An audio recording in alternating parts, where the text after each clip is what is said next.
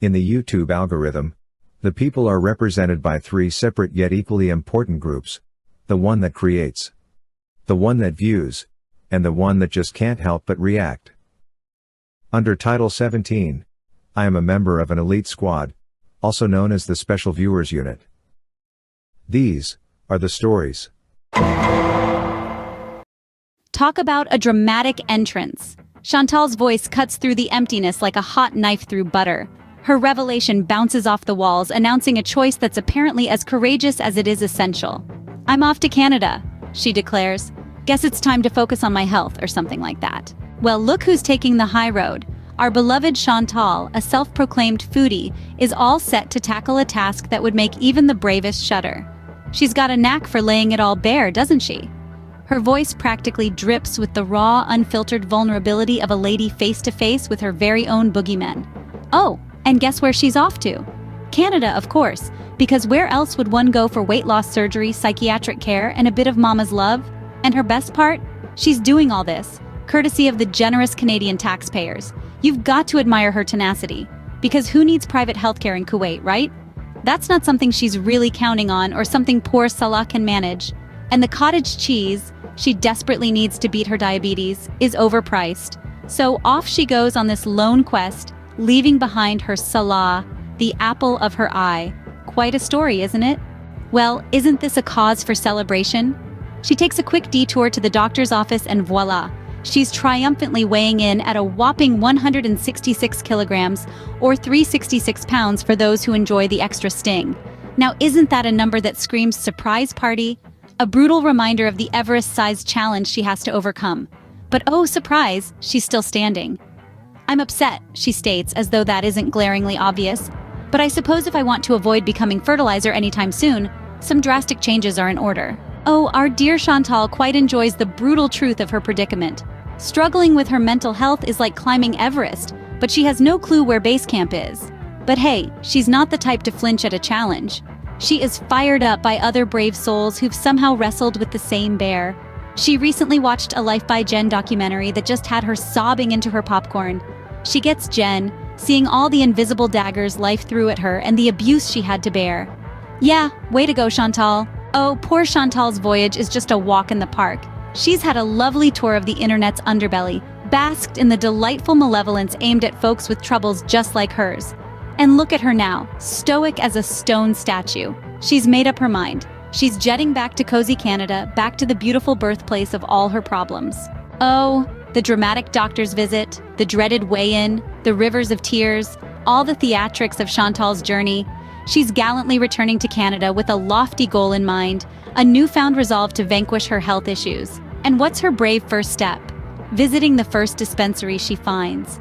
There are daunting challenges ahead, monstrous obstacles to brave, dispensaries to visit, terrifying gummies to eat. But fear not, Chantal is ready. She's made her momentous decision, and there's absolutely no turning back now. Oh look, here we have a woman who wouldn't even budge an inch, literally. She has decided to stare her fears in eye, or so she says, and tackle her problems head-on. She's picking up right where she left off and just beezing along. She's jetting off to Canada, back to the origin, just to start another exciting chapter of her life. Isn't that something? Brace yourself, it's Chantal's journey. It's her captivating tale. Let the beezing continue, and it or not, this is merely the start. Is this the end of the Kuwait arc? Will Salah ever make it to Canada? What's going to happen with Julia? What is her fate? What do you think? And before the highlights, don't forget to subscribe.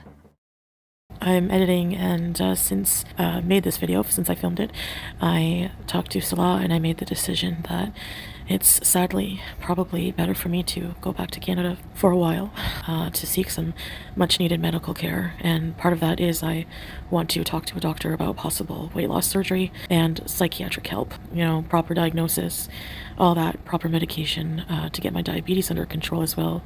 Certain medications for diabetes, and also the surgery, of course, is covered in Canada. So also, I just feel like I need family when I'm going through some of these hard times. You know, when you're sick, you always want your mom. So other than that, nothing, you know, I'm going to miss my family here greatly. I'm going to miss my husband, whom I love very much, but it's just a lot, and I need to be in Canada to deal with these things, as I realize. So I'm not sure when, but someday I will just be in Canada and you'll see me there. All right, until I can get my health under control.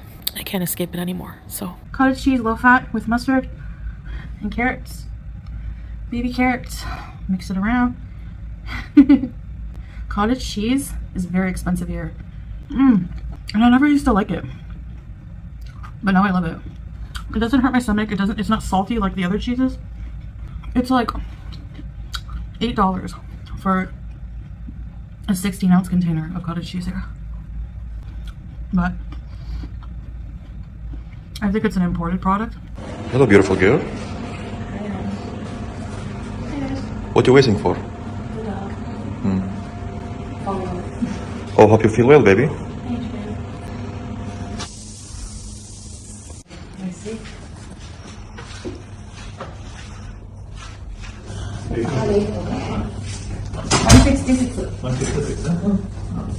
166. Yeah.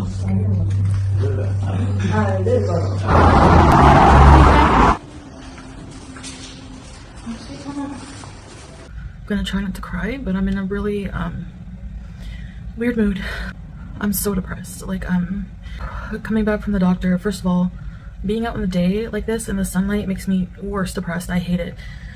I like the night, and you know, everything is busy. It's overwhelming. I feel overstimulated. I'm not. If I look off to the sides, because I'm trying to think of what I need to say. I just feel so apathetic. I don't care about anything right now. Like, I don't care about anything.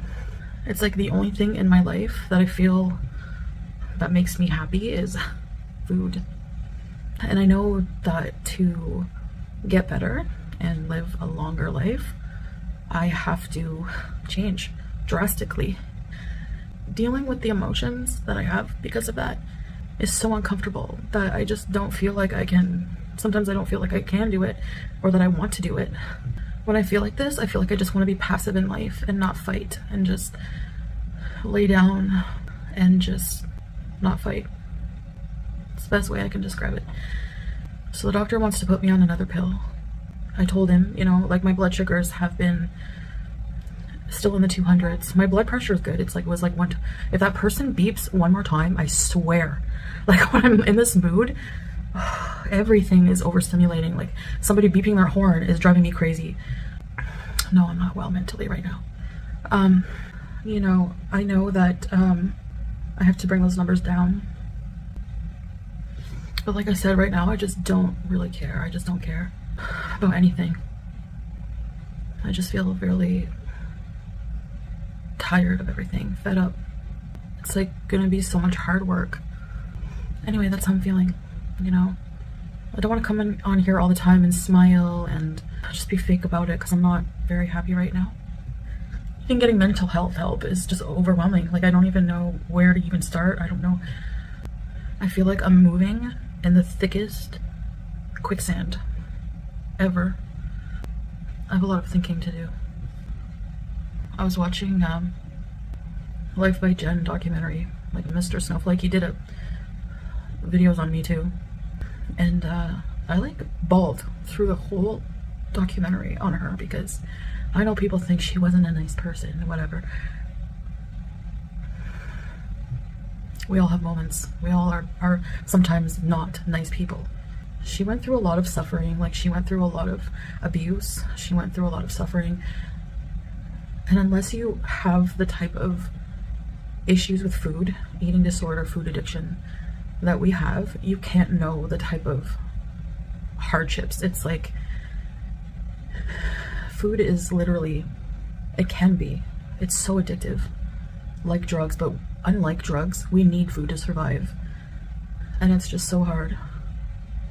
And it's scary, because I'm on that path. Anyway. And people on the internet are just so, in life in general, they're so disgusting towards people with issues like this. You don't get it, you know? You just don't get it. We don't even get it. Anyway, I'm sorry that this video took like a bit of a turn for the worse. So I think I'm gonna just log off for the day. So that's my weigh-in. So now you know I'm not lying about the scale. Anyway, I don't care what these irrelevant people think, but I'm just there you go. Okay, that was easy to show you. All right, I'm just going to end the video here, and I don't know, that's it. See ya.